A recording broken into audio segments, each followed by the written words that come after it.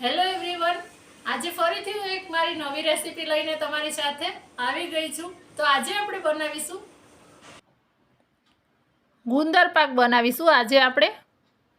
તો ગુંદર પાક માટે મેં એક વાટકીના પ્રપોર્શનથી માપ લીધું છે।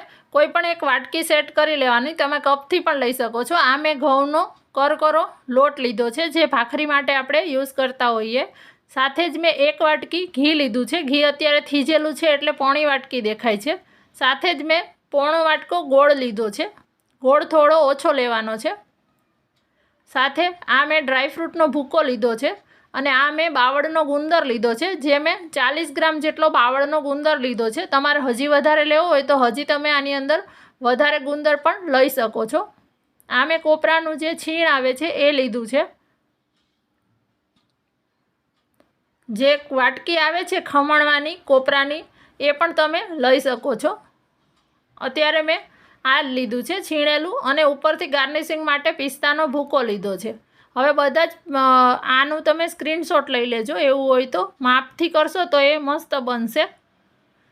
અને હવે આપણે આ પહેલાં ગુંદર છે એને ભૂકો કરી નાખવાનો છે। તો એના માટે મેં મિક્સચર જારની અંદર આ બધો જ ગુંદર લઈ લીધો છે અને એને આપણે પલ્સ મોડ પર અધકચરો ભૂકો કરવાનો છે।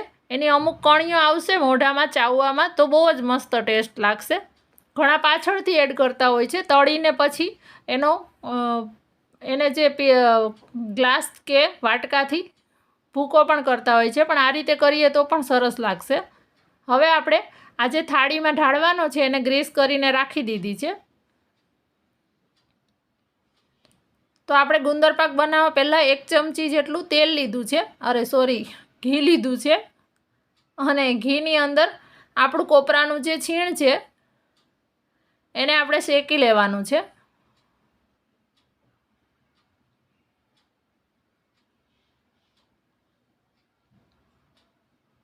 હવે આને આપણે સ્લો ફ્લેમ પર શેકવાનું છે, કે એકદમ લાલ નથી થવા દેવાનું। સેજ એનો ગુલાબી કલર આવે એટલે આપણું આ કડક થાય એટલું શેકાઈ જાય એટલે એને કાઢી લેવાનું છે।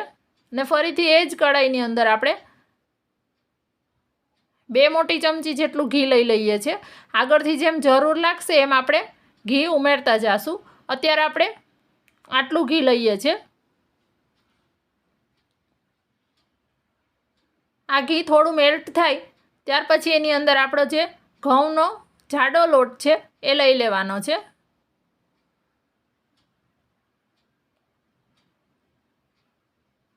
હવે એને ધીમે ધીમે શેકતા જવાનું છે। મીડિયમ ફ્લેમ પર શેકવાનો છે, કે જેથી એ સરસ ગુલાબી શેકાઈ જાય। જો ફાસ્ટ હશે ફ્લેમ તો લાલ થઈ જશે અને કાચો રહી જશે, એટલે આને મીડિયમ ફ્લેમ પર શાંતિથી શેકવાનો છે। લોટમાંથી એકદમ સરસ સુગંધ આવવા માંડશે ને થોડો બદામી કલર થશે ત્યાં સુધી એને શેકવાનો છે। અને ફ્રેન્ડ્સ, આની પહેલાં મેં કાટલું પાકની રેસીપી શેર કરી છે તમારી સાથે, એ પણ બધાને ખૂબ જ પસંદ પડી છે। તમે ના જોયો હોય તો એનું લિંક હું ડિસ્ક્રિપ્શનમાં એડ કરી દઈશ। એમાં 2 લાખ વ્યૂ થવા આવ્યા છે, તો પ્લીઝ તમે પણ જોઈ લો અને વધારેમાં વધારે શેર કરજો, અને તમે એ પણ બનાવી લેજો। એ પણ બહુ જ ટેસ્ટી લાગે છે। 1 મહિના સુધી આને પણ આપણે સ્ટોર કરી શકીએ છીએ। આ જે ગુંદર પાક છે એને વધારે બનાવી અને અત્યારે શિયાળામાં રોજ સવારે આપણે ખાઈ શકીએ છીએ। હવે તમે જોઈ શકો છો લોટ શેકાવા માંડ્યો છે। સરસ લોટ શેકાઈ જાય એટલે આ ઉપર આ રીતે ઘી છૂટું પડવા લાગશે અને મિશ્રણ હળવું પણ થઈ ગયું છે। હવે આપણો જે ગુંદર છે એનો ભૂકો કરેલો એ બધું જ આની અંદર એડ કરી દેવાનો છે। અત્યારે આ લોટ ગરમ જ છે એટલે સરસ એમાં આપણો ગુંદર છે એ ફૂલી જશે। અને આ આપણે ગુંદર જ્યારે લોટ શેકાઈ જાય ત્યાર પછી જ એડ કરવાનો।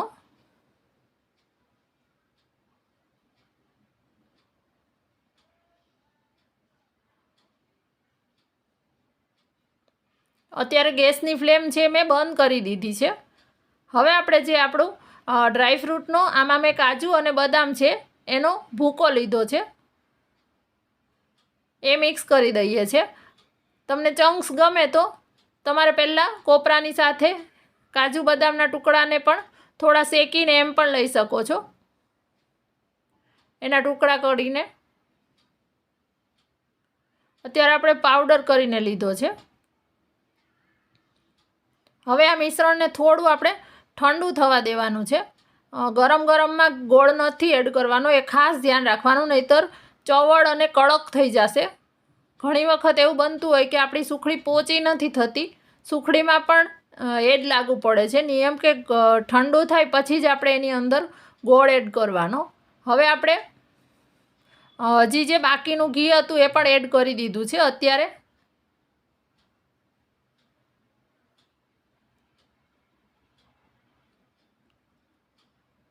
હજી મિશ્રણ આપણું તમે જોઈ શકો છો ગરમ છે, કે આ ઘી એડ કરતાં જ તરત આપણું મિશ્રણ છે એ ઘી એમાં મેલ્ટ થઈ ગયું. એટલે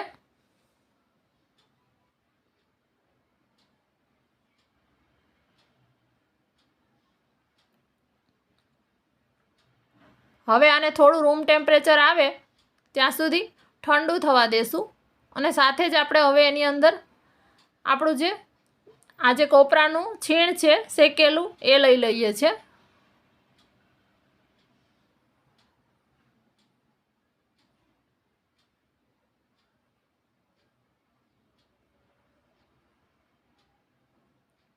અને આને આપણે ગેસ પરથી નીચે લઈ લેશું કે જેથી આપણું ઠંડુ થઈ જાય જલ્દી. આ ગુંદરના અનેક ફાયદા છે. કમરનો, સાંધાનો કોઈ પણ દુખાવો રહેતો હોય તો ગુંદર આપણે ખાવો જ જોઈએ. ગુંદર અત્યારે શિયાળામાં રોજ ખાવાથી તમને જે કમરનો દુખાવો હશે એ લેડીઝને ખાસ તો એ દૂર થઈ જશે. એટલે શિયાળામાં રોજ ખાઈ લેવાનો કે જેથી આખા વરસ માટે તમને કમર ક્યારેય નહીં દુખે. વર્ષોથી આપણા દાદીમાં, નાનીમાં આ કાચું કાટલું ને બધું ખાવાનું કહેતા હતા, પણ આપણે હવે ખાવાનું અવોઇડ કરતા હોય છે. તો એટલા માટે જ આપણને કમરના અને દુખાવા હવે જે રીતની આપણી લાઈફસ્ટાઈલ છે એ પ્રમાણે તો ખાસ આ બધું વસાણા છે એ ક્યારેય ભૂલવા ના જોઈએ. આ બધું હવે વિસરાતું જાય છે, પણ ખાવાથી એના અનેક ફાયદા થાય છે. હવે આપણે આ નીચે લઈ અને રૂમ ટેમ્પરેચર આવ્યું એટલે એની અંદર આપણે ગોળ લઈ લીધો છે. આપણો જે માપનો પોણી વાટકી ગોળ હતો એ લઈ અને સરસ એને મિક્સ કરી લેવાનું છે. આ રીતે ગોળ છે અત્યારે મેં ઢીલો જ લીધો છે, ડબ્બાનો જે દેશી ગોળ આવે છે એ લીધો છે. જો તમે કોલ્હાપુરી ગોળ લેતા હોય તો એને ખમણીને લેવાનો છે. હવે આપણો પિસ્તાનો ભૂકો થોડો અંદર એડ કર્યો છે, બાકીનો આપણે ઉપરથી ગાર્નિશિંગ માટે રાખી દેશું. અને આપણે જે થાળીને ગ્રીસ કરેલી છે ઘીથી એની અંદર આપણે લઈ લઈએ છીએ.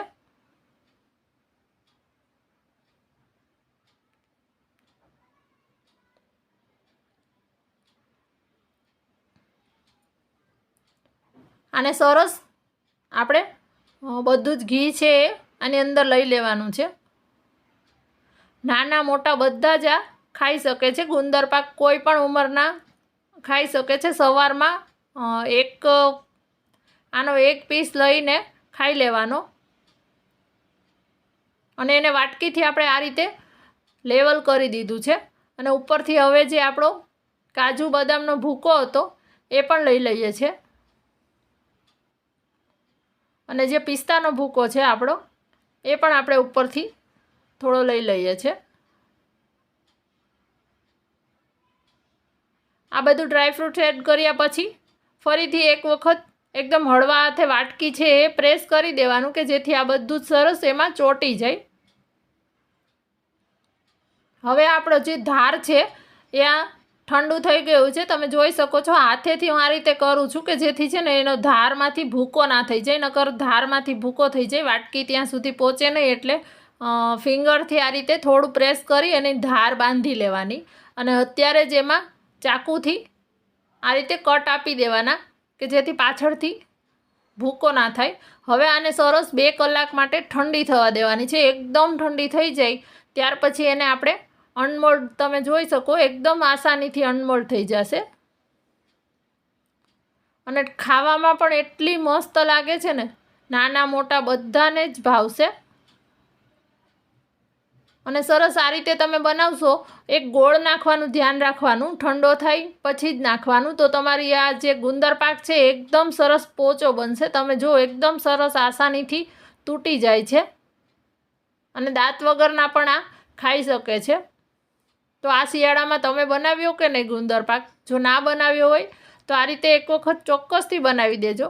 અને તમારા બીજા ફ્રેન્ડ્સ કે જેમને વસાણા ખૂબ જ ભાવતા હોય એમને પણ આ મોકલજો. અને ના બનાવતા હોય તો એમને પણ મોકલજો કે જેથી બનાવી શકે. આ હેલ્ધી વસાણું છે જે બધાએ ખાવું જ જોઈએ. વિડીયો ગમ્યો હોય તો એક લાઈક જરૂરથી કરી દેજો અને મને તમારા રિવ્યૂઝ છે એ કોમેન્ટમાં લખવાનું ના ભૂલતા. અને ચેનલને હજી સુધી જો સબસ્ક્રાઈબ ના કરી હોય તો સબસ્ક્રાઈબ પણ કરી દેજો અને બાજુમાં જે બેલ આઇકોન છે એને પ્રેસ કરી દેજો કે જેથી નવા વિડીયોની નોટિફિકેશન તમને સૌથી પહેલાં મળી જાય. Thank you.